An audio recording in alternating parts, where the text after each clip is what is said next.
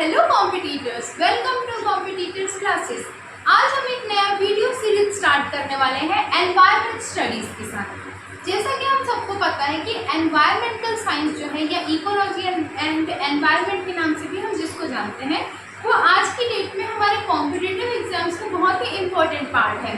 Environment protection के ऊपर global level पे बहुत सारे एफर्ट्स किए जा रहे हैं, जिसकी जानकारी हम सबको बहुत सारे समिट्स के थ्रू या न्यूज़पेपर के थ्रू होती रहती है। सस्टेनेबल डेवलपमेंट गोल्स के बारे में भी हम सब जानते हैं। तो आज की डेट में किसी भी कॉम्पिटिटिव एग्जाम में एनवायरमेंट स्टडीज़ का बहुत हैवी वेटेज होता है। साइंस वाले सेक्शन में साइंस एंड टेक्नोलॉजी के साथ एनवायरमेंट जो है वो एक बहुत इंपॉर्टेंट पॉइंट है। तो एनवायरमेंट स्टडीज़ में हमको कौन कौन से प्रोविजंस पढ़ने हैं, वन डे एग्जाम या कॉम्पिटिटिव एग्जाम्स के हिसाब से जो ऑब्जेक्टिव टाइप क्वेश्चन आते हैं या सब्जेक्टिव टाइप के जो एग्जाम्स होते हैं उनके लिए भी ये यूजफुल होगा। तो वीडियो की जो लेंथ है वो बहुत ज़्यादा लंबी नहीं रखेंगे। स्मॉल वीडियो सीरीज के साथ में सारे चैप्टर को जो है सिलेबस वाइज कवर करते जाएंगे स्टेप बाय स्टेप। और आज हम एक इंट्रोडक्टरी सेशन रखते हैं इसका। तो सबसे पहले जो हमारा पार्ट 1 होगा एनवायरमेंट स्टडीज़ का, उसमें आपको कौन कौन सी चीज़ें देखनी है, हम एनवायरमेंट को जानने की कोशिश करते हैं कि एक्चुअली में एनवायरमेंट होता क्या है। तो स्टार्ट करते हैं हमारा वीडियो सेशन। सबसे पहले यदि हम एनवायरमेंट की बात करें, ठीक है, एनवायरमेंट की बात करें तो एनवायरमेंट दो चीज़ों से मिलकर बना हुआ होता है, दो फैक्टर्स से मिलकर बना हुआ होता है। पहला होता है बायोटिक फैक्टर, दूसरा होता है एबायोटिक फैक्टर। ठीक है, बायोटिक फैक्टर, बायो जो शब्द होता है वो लाइफ के लिए, जीवन के लिए डिफाइन होता है, ठीक है, और एबायोटिक फैक्टर जो है वो निर्जीव चीज़ों के लिए होती है। तो बायोटिक फैक्टर मतलब लिविंग फैक्टर, जिसमें जान होती है, वो सारे कौन कौन से होते हैं, बायोटिक फैक्टर होते हैं। जैसे हम ह्यूमंस हो गए हैं, एनिमल्स हो गए हैं, प्लांट्स हो गए हैं, जो सर्वाइव करते हैं, जो बहुत सारे लाइफ प्रोसेसेस करते हैं, वो सब कौन है, बायोटिक फैक्टर है। इनके अलावा एबायोटिक फैक्टर पर्वत, पहाड़, नदियाँ, ठीक है, जो भी हमारे माउंटेन रेंजेस हो गए हैं या जो आसपास के एनवायरनमेंट में हमको चीज़ें दिखती है, जो सांस नहीं लेती, जो जीवित नहीं है, लेकिन वो भी एनवायरनमेंट का पार्ट है। तो बेसिकली जो हमारा एनवायरनमेंट है वो बायोटिक और एबायोटिक दोनों तरीके के फैक्टर से मिलके बनता है। अब एनवायरनमेंट की मीनिंग की यदि हम बात करें तो ये फ्रेंच वर्ड से डिफाइन हुआ है, ठीक है, डिराइव हुआ है फ्रेंच वर्ड से। क्या वर्ड है, एनवायरन, एनवायरन, ठीक है। एनवायरनमेंट का जो है वो एनवायरन जो शब्द है ये एक फ्रेंच शब्द है जिसका मतलब होता है सराउंडिंग। तो एनवायरनमेंट किस शब्द से बना है, एनवायरन शब्द से बना है। ये किस लैंग्वेज में आता है, ये फ्रेंच लैंग्वेज का वर्ड है। इसका मतलब क्या होता है, इसका मतलब होता है सराउंडिंग। ठीक, अब बात करते हैं कि एनवायरनमेंट के कौन कौन से कॉम्पोनेंट्स हैं। ठीक है, एनवायरनमेंट में लिथोस्फीयर आता है जो कि हमारा लैंड वाला एरिया है, जो हमारी ज़मीन है जिसमें हम चलते हैं, हम रहते हैं, वो लिथोस्फीयर का पार्ट है। भाई हमारा भी तो एक एनवायरनमेंट है ना। दूसरा जो इम्पोर्टेंट फैक्टर है वो है हाइड्रोस्फीयर। हाइड्रो जो शब्द होता है ये वाटर को डिफाइन करता है। तो जितने भी हमारी वाटर बॉडीज है वो हाइड्रोस्फीयर के अंदर आती हैं। तीसरा जो इम्पोर्टेंट कंपोनेंट है, ठीक है, वो है एटमॉस्फेयर।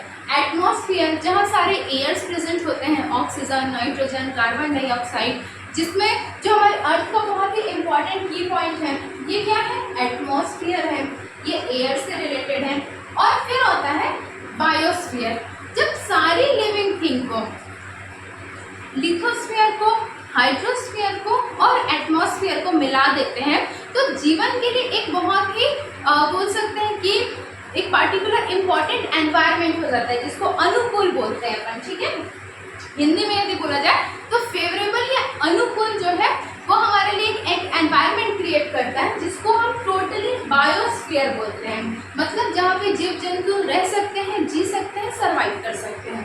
ठीक, तो एनवायरनमेंट किन कंपोनेंट से मिलकर बनता है, lithosphere, land forms, hydrosphere, water bodies, atmosphere जो हमारे एयर का जो एरिया है वो, और होता है बायोस्फीयर जहाँ पे लाइफ एग्जिस्ट करती है। ठीक, इसके बाद हम यदि स्पेसिफिक बात करें कि बायोटिक कंपोनेंट्स मतलब लिविंग कंपोनेंट्स में कौन कौन सी चीज़ें आती हैं, तो प्रोड्यूसर्स आते हैं। प्रोड्यूसर्स कौन होते हैं, हमारे ग्रीन प्लांट्स होते हैं। कंज्यूमर्स होते हैं, कंज्यूमर्स के बारे में हम आगे primary consumers, secondary consumers, tertiary consumers, मतलब जो प्रोड्यूसर्स को या ग्रीन प्लांट्स को कंज्यूम करते हैं, फिर एक कंज्यूमर लेवल दूसरे को कंज्यूम करता है। तो इस तरीके से कौन होते हैं? प्रोड्यूसर्स, देन कंज्यूमर्स, और लास्ट में होते हैं डीकम्पोजर्स। जब हमारी लाइफ खत्म हो जाती है, हम एक बॉडी बन जाते हैं, उस बॉडी को मिट्टी में मिलने के बाद जो यूजफुल ह्यूमस में कन्वर्ट करते हैं वो होते हैं डीकम्पोजर्स, जो कि हमारे बैक्टीरिया और फंजाई होते हैं। तो ये भी क्या है? बायोटिक कंपोनेंट का पार्ट है। नेक्स्ट हम देखेंगे एबायोटिक कंपोनेंट्स। एबायोटिक कंपोनेंट्स मैंने पहले भी बताया कि नॉन लिविंग है। तो क्या क्या होगा? लाइट है, सनलाइट जिससे हमको एनर्जी मिलती है, जो कि फोटोसिंथेसिस के लिए बहुत इंपॉर्टेंट है। जीवन लाइट के बिना अर्थ में पॉसिबल नहीं है। ठीक। प्रेसिपिटेशन, जो बारिश होती है किसी भी फॉर्म में, यदि वाटर ड्रॉपलेट्स हमारे आसपास है तो वो प्रेसिपिटेशन कहलाते हैं। एल्टीट्यूड, जो हाइट होती है, जो रिलीफ फीचर्स होते हैं, जैसे यदि हिमालय नहीं होता तो साइबेरिया से जो ठंडी हवाएं हैं वो इंडिया में इतनी ज़्यादा आती कि आज इंडिया का जो क्लाइमेट है वो ऐसा नहीं होता जैसा है, बहुत ही अलग होता। टेम्परेचर, एल्टीट्यूड, ये सारे बहुत ज़्यादा इंपॉर्टेंट फैक्टर्स हैं। ठीक है। टेम्परेचर जब बहुत ज़्यादा हो जाता है तो ये ग्लोबल वार्मिंग कॉज करता है, लेकिन यदि अर्थ का टेम्परेचर बहुत ही कम हो जाए तो भी यहाँ पे जीना पॉसिबल नहीं है। ये सब कैसे होता है, इनके फिनोमिनाज, इन सब के बारे में एक एक चीज़ हम डिटेल से पढ़ेंगे आगे के वीडियोज में। स्टेप बाय स्टेप पढ़ना है। अच्छा, जब हमको पता है कि हमारा एनवायरनमेंट है, ठीक, हमको मालूम है ओजोन होल के बारे में कि ओजोन होल में डिप्लीशन हो रहा है, अंटार्कटिका से आया है, ये सब के बारे में भी हम आगे बात करेंगे, लेकिन ये कुछ कॉमन सी चीज़ें जो जनरली सबको मालूम होती है। तो जब हमको पता चले कि ओजोन होल में डिप्लीशन हो रहा है, छेद हो रहा है, जिसकी वजह से जो सूर्य की अल्ट्रावायलेट रेज, जो हानिकारक किरणें हैं, वो हम तक पहुंच रही है, तो अब हमने सोचा कि भाई एनवायरनमेंट को प्रोटेक्ट करने की ज़रूरत है। तो 1986 में सबके मन में ये ख्याल आया कि भाई इस एनवायरनमेंट को बचाया जाए। तो तब क्या आया? एनवायरनमेंट प्रोटेक्शन एक्ट आया। बहुत ही इंपॉर्टेंट क्वेश्चन है, रिपीटेड क्वेश्चन है, की पॉइंट है, स्टार मार्क है। ठीक। तो एनवायरनमेंट प्रोटेक्शन एक्ट 1986 इंट्रोड्यूस किया गया था हमारे एनवायरनमेंट को बचाने के लिए, ताकि हम खुद भी जिए और आगे वाली पीढ़ियों के लिए भी जीने लायक अर्थ को छोड़ें। एक बार कोई रिवीजन करेंगे। एनवायरनमेंट का पहला पार्ट देख रहे हैं। एनवायरनमेंट बायोटिक और एबायोटिक कंपोनेंट से बनता है। बायोटिक मतलब लिविंग, एबायोटिक मतलब non living. Environment French word से डिराइव हुआ है, जो शब्द है एनवायर।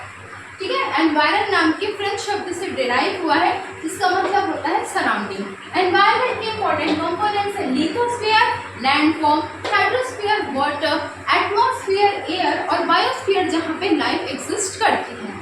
बायोटिक कंपोनेंट्स में हम प्रोड्यूसर्स, प्लांट्स के बारे में जानेंगे, कंज्यूमर्स, हम खुद भी एक कंज्यूमर हैं, किस लेवल के हैं ये सब हम आगे देखेंगे।